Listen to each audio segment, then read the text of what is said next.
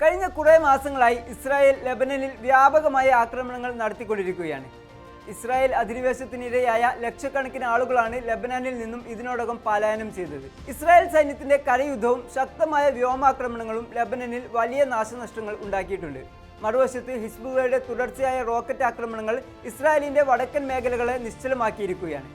ഈ സാഹചര്യത്തിലാണ് അന്താരാഷ്ട്ര സമ്മർദ്ദങ്ങൾ ശക്തമായതും അമേരിക്കയുടെ മധ്യസ്ഥതയിൽ ഒരു ചർച്ചയ്ക്കുള്ള വഴി തെളിഞ്ഞതും. വാഷിംഗ്ടണിലെ US സ്റ്റേറ്റ് ഡിപ്പാർട്ട്മെന്റിൽ വെച്ച് വരാനിരിക്കുന്ന ചൊവ്വാഴ്ചയാണ് ഈ നിർണായകമായ ചർച്ചകൾ നടക്കാൻ പോകുന്നത് എന്നാണ് റിപ്പോർട്ടുകളിൽ പറയുന്നത്. എന്നാൽ ഈ ചർച്ചകൾ അത്ര എളുപ്പമാകില്ല എന്നാണ് യാഥാർത്ഥ്യം.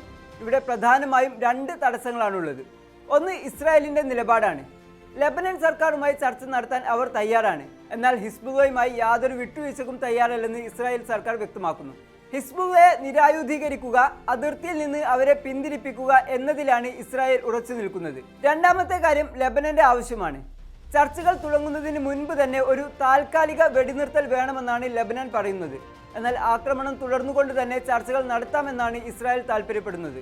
ഹിസ്ബുള്ളയാകട്ടെ ഇസ്രായേലിന്റെ നിബന്ധനകൾക്ക് വഴങ്ങില്ലെന്ന നിലപാടിൽ ഉറച്ചു നിൽക്കുന്നു. ഈ വൈരുദ്ധ്യങ്ങൾക്കിടയിൽ എങ്ങനെ ഒരു പൊതുധാരണയിലെത്തും എന്നതാണ് ലോകം ഉറ്റുനോക്കുന്നത്.